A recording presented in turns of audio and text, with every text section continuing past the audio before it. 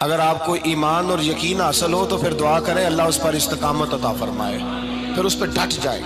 نبی پاک صلی اللہ علیہ وسلم نے فرمایا میں اس بات کا خوف نہیں کرتا کہ میری امت کمزور ہو جائے گی، اس بات کا ڈر نہیں کہ پیسے ختم ہو جائیں گے، نہ یہ خوف ہے کہ بھوکی مرے گی۔ حضور کس بات کا خوف ہے؟ تو نبی پاک نے فرمایا خوف یہ ہے کہ ان کا یقین کمزور ہو جائے گا۔ یاد رکھیں اگر اعتبار نہ ہو تو گھر نہیں چلتا، تو اگر اللہ رسول پر یقین کامل نہ ہو تو پھر بندہ مسجد نہیں آ سکتا، پھر اس کا دین نہیں چلتا، پھر اس کے لیے مشکل ہے نماز، پھر اس کے لیے مشکل ہے راہ خدا میں خرچ کرنا۔ میرے نبی پاک نے فرمایا یوں نہ کہا کر کہ یا اللہ چاہے تو دے چاہے تو نہ دے، جب مالک سے مانگ تو کہا کر یا اللہ تجھی سے مانگنا ہے، میں لے کے اٹھوں گا، تو مجھے دے گا۔ فرمایا جتنا تیرا یقین کامل ہوگا اتنا ہی اللہ تجھے جھولی بھر کے عطا فرمائے گا۔ کمزور سا مسلمان، لڑکھڑاتا سا مسلمان دیکھتا ہوں کرتا ہوں، اور یہ بھی نہ دیکھا کریں بھائی ایمان یقین کو استقامت کے درجے پہ لیں، یہ نہ دیکھا کریں کہ وہ کیسے دے گا، وہ کسی وسیلے کا محتاج نہیں ہے، وسیلے کو پسند کرتا ہے، پر وسیلے کا محتاج وہ بغیر وسیلے کے بھی دے دیتا ہے۔ ہر آدمی ماں باپ کے ذریعے پیدا ہوتا ہے، اگر پیدا کرنا چاہے تو جناب عیسیٰ کو بغیر باپ کے پیدا کر دیتا ہے، اگر پیدا کرنا چاہے تو حضرت آدم کو بغیر ماں اور باپ کے پیدا کر دیتا ہے۔ جب یقین رکھیں، یقین قرآن مجید پڑھیے، حضرت موسیٰ علیہ السلام فرعون کے دربار میں کھڑے ہیں، چاروں جانب دشمن ہی دشمن ہے،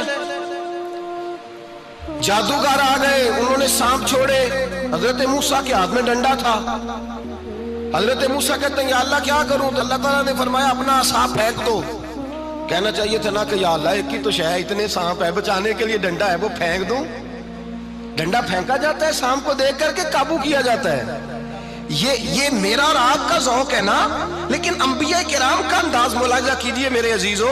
اللہ فرماتے ہیں ڈنڈا، اے موسیٰ ڈال دے اپنا عصا، پہلے نہیں فرمایا کہ سانپ بن جائے گا، فرمایا بس تو ڈال دے۔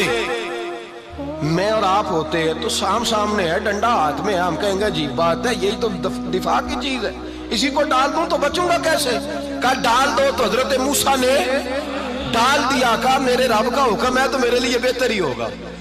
اللہ فرماتے ہیں جب موسیٰ نے ڈالا تو میں نے اس ڈنڈے کو، اس عصا کو اژدہا بنا دیا۔ اب کبھی عصا بھی اژدہا بنے، کبھی چھڑی بھی بہت بڑا اژدہا بنی ہے، لیکن قرآن کہتا ہے جناب موسیٰ نے ڈالا تو اللہ نے اژدہا، بلکہ اس سے پیچھے چلیے، عورتیں کمزور یقین کی ہوتی ہیں نا، جناب موسیٰ پیدا ہوئے تو اللہ فرماتے ہیں میں نے موسیٰ کی ماں کے دل میں بات ڈالی، ماں کے دل میں صندوق میں ڈال کے تو اس کو دریا میں بہا دے۔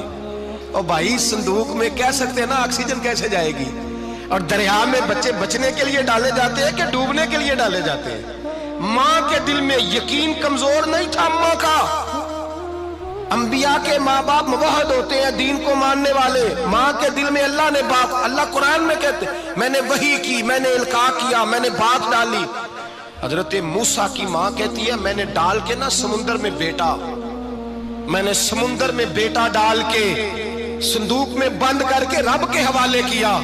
آپ فرماتے ہیں میرے مالک کا بھروسہ کیا تو پھر میرے مالک کا کام دیکھو، کمال دیکھو، میں نے دریا میں ڈالا، اللہ نے فرعون کے گھر میں میرے بیٹے کی پرورش کرا دی۔ یہ یقین کہ حضرت موسیٰ کے پاس قوم آئی، قرآن پڑھیے، کہ جناب پانی چاہیے، وَإِذِ اسْتَسْقَىٰ مُوسَىٰ لِقَوْمِهِ، موسیٰ نے اپنی قوم کے لیے پانی مانگا، ہم نے کہا فَانْفَجَرَتْ مِنْهُ اثْنَتَا عَشَرَةَ عَيْنًا، اپنا ڈنڈا پتھر پہ مارو۔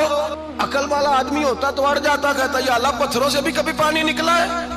اضرب بعصاک الحجر، مارو پتھر پہ ڈنڈا۔ اللہ کے نبی نے منٹ نہیں لگایا، ٹھا کر کے ڈنڈا لگایا، فَانْفَجَرَتْ مِنْهُ اثْنَتَا عَشَرَةَ عَيْنًا۔ اللہ فرماتے ہیں جناب موسیٰ نے ایک عصا مارا، میں نے 12 چشمے جاری کر دیے۔ تو لے تو اللہ کرتا ہے، اللہ کہتا ہے پڑھ نماز روزی دوں گا، کہتا ہے سوچتا ہوں۔ اللہ فرماتا ہے آجا مسجد میں تیرا ہو جاؤں گا، کہتا ہے دیکھتا ہوں۔ رب فرماتا ہے تو میرے محبوب کی غلامی کر، میں تجھے محبوب بنا لوں گا۔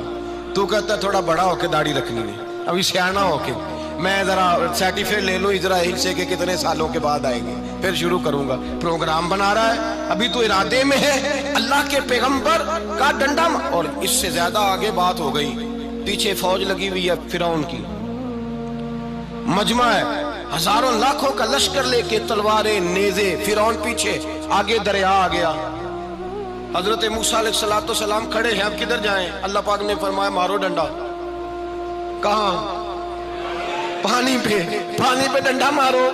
اب حضرت موسیٰ علیہ السلام پانی پہ ڈنڈا مارے تو پانی ابھرے گا، اس سے زیادہ کیا ہوگا؟ پہلے پتھر پہ ڈنڈا مروایا تو پانی نکلا، اب پانی پہ ڈنڈا مروایا، فَإِذْ فَرَقْنَا بِكُمُ الْبَحْرَ فَأَنْجَيْنَاكُمْ وَأَغْرَقْنَا آلَ فِرْعَوْنَ۔ اللہ فرماتے ہیں موسیٰ نے پانی پہ ڈنڈا مارا تو میں نے پانی میں رستے بنا دیے۔ ایک جگہ ڈنڈا مارا تو پانی نکل آیا، دوسری جگہ عصا مارا تو پانی خشک ہو گیا، 12 چشمے بن گئے، 12 رستے بن گئے دریا میں سے۔ حضرت موسیٰ علیہ السلام گزر گئے اور اللہ فرماتے ہیں فرعون بھی آیا تو اسے میں نے غرق کر دیا، اور وہ کھڑا دیکھتا ہی رہ گیا کہ بنا کیا ہے۔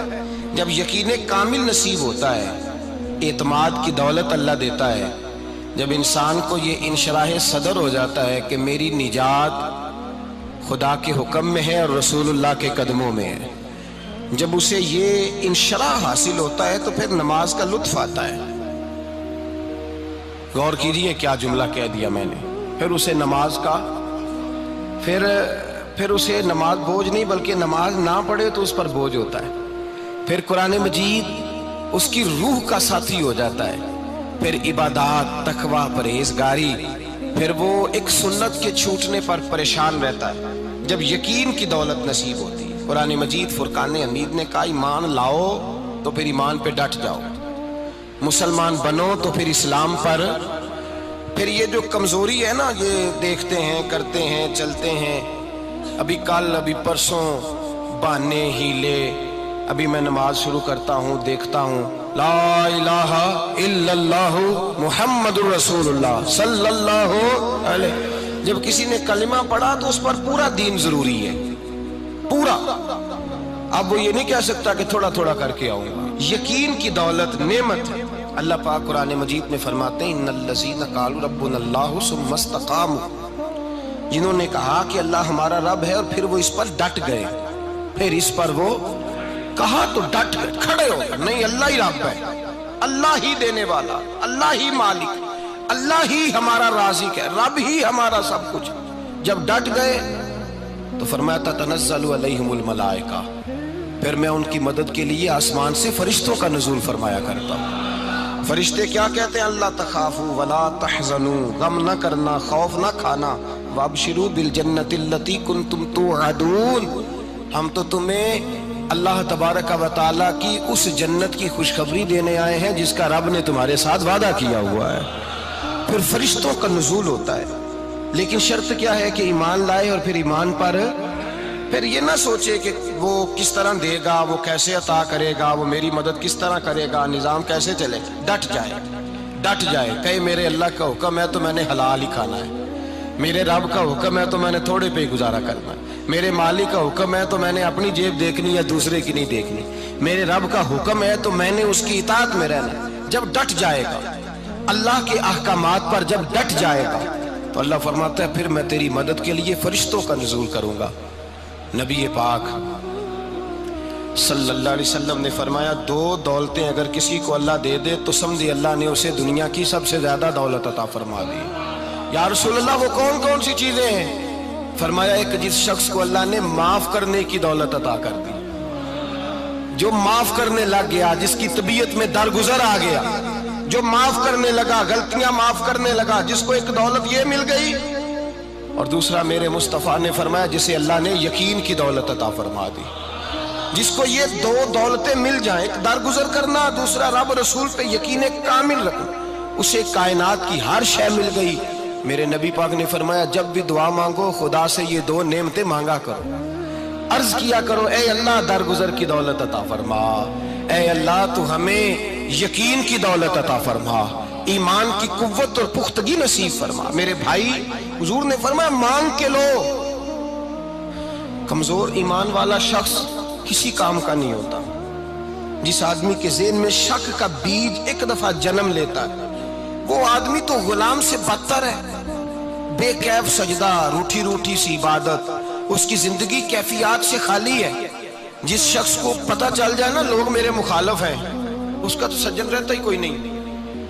اصل بات یہ ہوتی ہے کہ یہاں سوچ بیٹھا ہے کہ دنیا میرے خلاف ہے، مخالفت یہاں بیٹھ گئی ہے، دو بندے باتیں کر رہے ہیں تو پریشان ہے، میرے خلاف ہی لگے ہوئے ہیں، میری ہی بات ہو رہی ہے، کیونکہ اصل تکلیف کہاں ہے؟ اور اگر یہاں یقین کامل ہو گیا نا کہ سارے مجھ سے پیار ہی کرتے ہیں، تو پھر دو بندوں کو بات کرتا دیکھیں گے تو یہی سوچے گا میری تعریفیں کر رہے ہیں۔